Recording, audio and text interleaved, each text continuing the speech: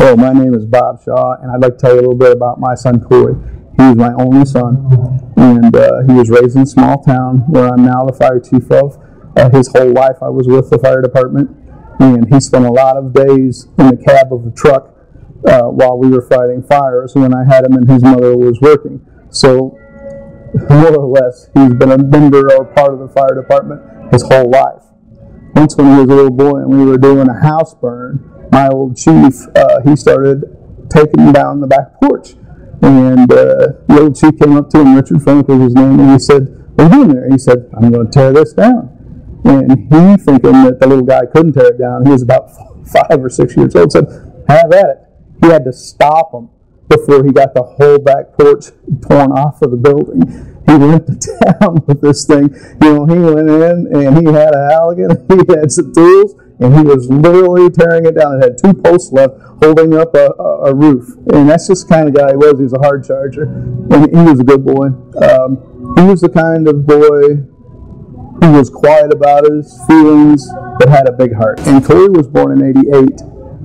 And he just grew up around the place. My grandfather, who was a woodworker, built him a rocking replica of our pumper, of an FMC pumper. And that was one of his favorite things. You know, he rode that around that had ladders that would come off, and he had the helmets and the whole 9 yards when we were going through it. And a lot of times when we go to fires, his Uncle John had gotten a little older and was still on the department, but didn't really fight fires anymore, would come and literally pick him out of the cabs. I'd set him in the cab, say, "Sit right here, don't go anyplace."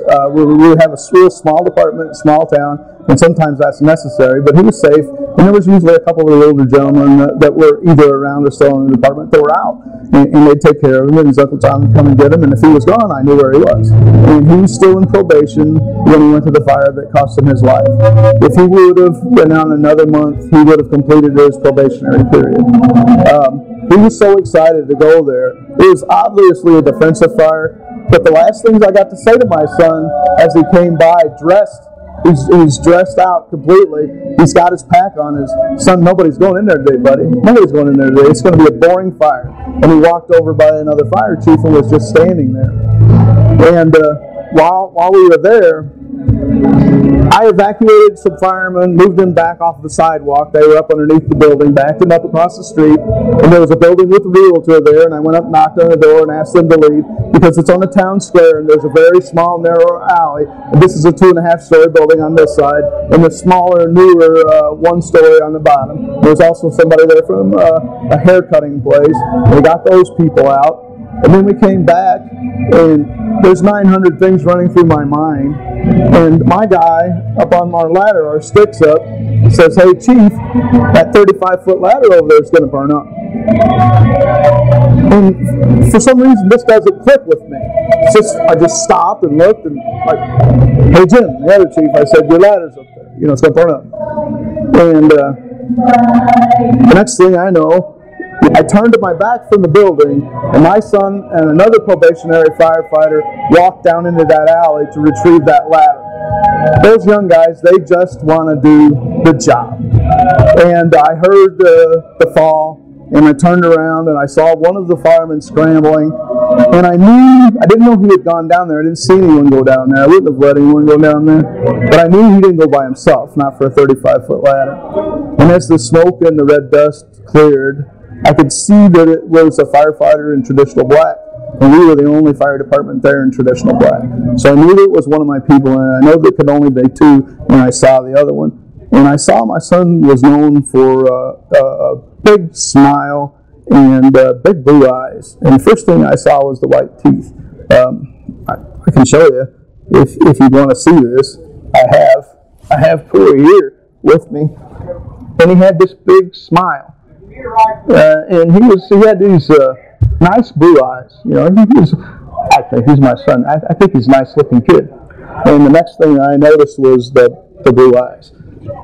And I knew that was my son, so I'm going down the alley. And I get down there, and I holler at some other people to come up, please, and help. And they came up, and we got him up. And I'd been around a long time, so I knew that I was too close to this, that I had to back away from it. Not a lot, but a little bit to let those guys work. And I'd been around a long time, so I knew that this was bad. I told the nun that we needed a priest.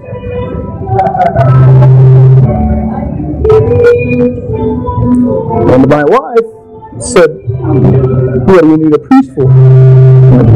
You need a priest. And that was, I think, the real realization for her that something was going to happen. Then we got called back down, and she wouldn't come. She didn't want to come. And me and my daughter-in-law went, and my son passed. And to this day, my wife thinks that she let my son down. That when he needed her the most, she wasn't there. And it's hard to convince her that that's not the truth. And it's very difficult to lose your firefighter. I was chief then. It's very difficult to lose your friend. My son was my friend. He was my weightlifting partner. He was who I went to the movies with. Even though he'd moved out and had a home of his own, about 4 nights a week they were over and ate with the kids. And my head football coach said it the best. He said, you've not only lost a son, you've lost your best friend. And that was true. It's very difficult when you go like that. And then the responsibility, having the responsibility to take care of all your people, it's extremely hard to think that you killed your son. It's extremely difficult to go through that. And when I was talking to counselors who were civilian counselors, they couldn't add that up. They couldn't really speak fire service, and they didn't really understand the responsibility that a chief officer and a command officer has. So they kept trying to convince me that it wasn't my fault and it wasn't my responsibility, when every chief knows every person you go out with is your responsibility, no matter who it is. And finally, I talked to a man named Jeff Gill. I don't know if you guys are aware of Jeff. He's working with fire service, and he's also psychological, does some psychological stuff. And I worked with him at a class in Nipsta, which is upstate Illinois.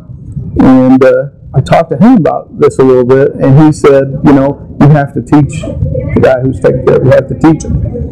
And I don't think I ever completely taught him, but he was good enough to come up to finally the point where you may feel this way, but I'm telling you don't need to feel this way. I don't completely understand it, but I think you're getting better. But I can tell you this, nobody wants to be in my shoes. If you're a chief out there listening to this, never stop doing what you're doing. Never stop learning. Never stop growing. Everybody that you deal with, everyone that gives you their life, and they say, what do I do now, Chief? Where are you sending me now? And they trust that you're taking care of them, and that is somebody's Corey Shaw. There's somebody's Corey Shaw. Never stop learning. I think caught Corey best when he said to me, he's so empathetic. He had empathy for his fellow man. He wanted to serve his community. That's what he had in him. He wasn't looking for a badge or a bugle or anything like that. He was very empathetic, and I think to be empathetic, you have to love. And I think that's the best thing about my son.